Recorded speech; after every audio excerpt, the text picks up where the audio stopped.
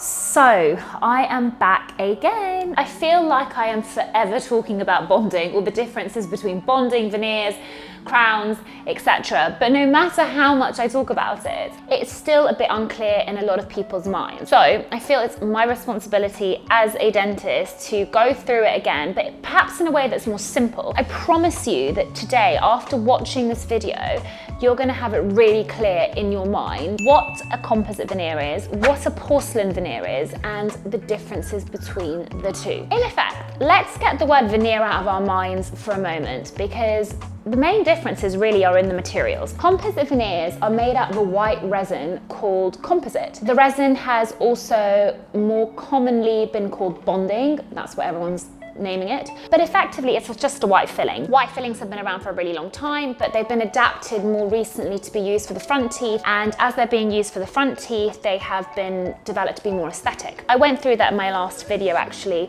or one of my videos on YouTube, so you can look back on that. Ceramic is also known as porcelain. However, the first types of ceramic were not as aesthetic. In fact, a lot of them were reinforced with metal to begin with, and that gave the teeth a more grayish, dark appearance. But over time, as the strength has developed and the techniques have developed, they can be made ultra thin. Different materials, right? So we've got the composite veneers made out of a resin, also known as bonding, and we've got the ceramic veneers, which are also known as porcelain veneers, which are also made out of a ceramic material. So they're completely different materials. So some people may choose to go for composite veneers to begin with because they believe it to be less invasive. In a way, it's true, you don't have to do any initial drilling down of the teeth. However, you have to remember that if you're not going to an experienced dentist, if they do remove the composite bonding, it is likely that they are going to touch your enamel, so it will never be the same again. In fact, I've seen some pictures recently of composite veneers that weren't placed very well, and some of the clients had actually developed severe gum disease. So really, harm can be caused in a different kind of way than you're imagining. Now, the porcelain veneers are not peg preparations or peg teeth or shark teeth or whatever that you see online. In fact, there's been a massive misconception. Teeth that are severely drilled down, i.e. you're cutting around the whole surface of the tooth, is a crown preparation, not a veneer preparation.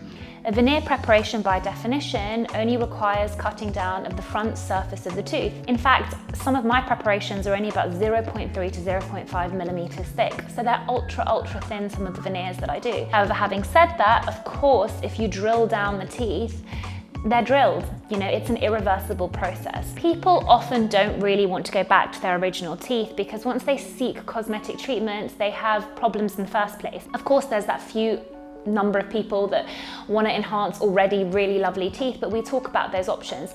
And I would say that if your teeth are already really beautiful, really perfect, but you are looking for that extra enhancement, I go for whitening and edge bonding. And edge bonding is a completely different topic, which I've talked about before, but that just means resin added to the edges of the teeth.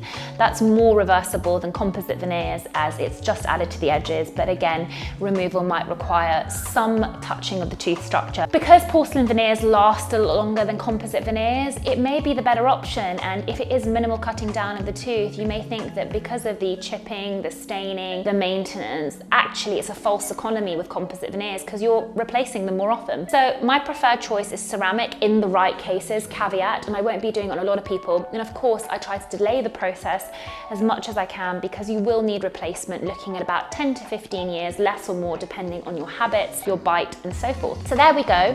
I really hope I've made it clear for you this time and not muddled things in your mind. You've got that table. Please feel free to make comments, or if you've got any other suggestions on anything further that you want to know about the topic, I'm here and open. But I'll have to ask you to subscribe and like the channel because I really want to grow with you guys and make sure that we're giving you all the content that you need. Have a great day.